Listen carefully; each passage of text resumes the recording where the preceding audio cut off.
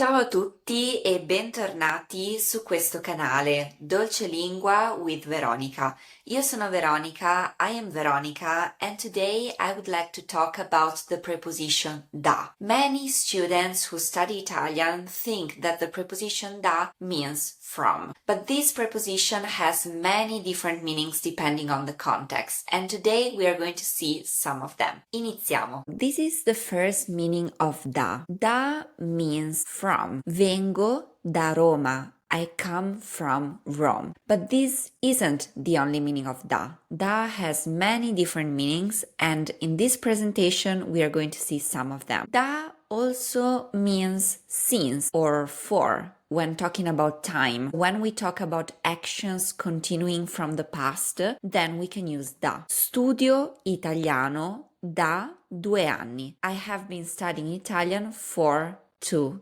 years. Da is also used for passive actions. It's used with passive voice to show the agent of an action. Il libro è scritto da Dante. The book is written by Dante. Here, da translates by. Da is also used to talk about the aim, the function, the purpose of an object. One example would be scarpe da ginnastica. These are shoes used for the gym. But another example would be occhiali da sole, sunglasses. Occhiali da sole are glasses used to protect you from the sun. Da is also used when you want to say that you're coming from a place or from a person.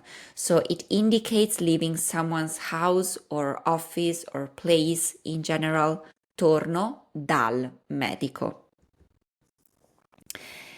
This one is very important. When you're going towards a person, so when you're visiting someone, together with the verb andare, you have to use the preposition da, and that works for any person. It could be your friend, a family member, a worker. You have to use da when there is a movement towards someone. Tomorrow I'm going to the dentist. The dentist, il dentista, that's a person, so we have to use the preposition da. Da is also used to describe something better, to describe the type or the characteristics of something. For example, un vestito da sera, an evening dress. This dress is used for the evening. This is the type of dress. We use the preposition da to express that. Now, let's do a quiz. Da, as you saw in the previous slides, sometimes you use it with an article. It becomes an articulated preposition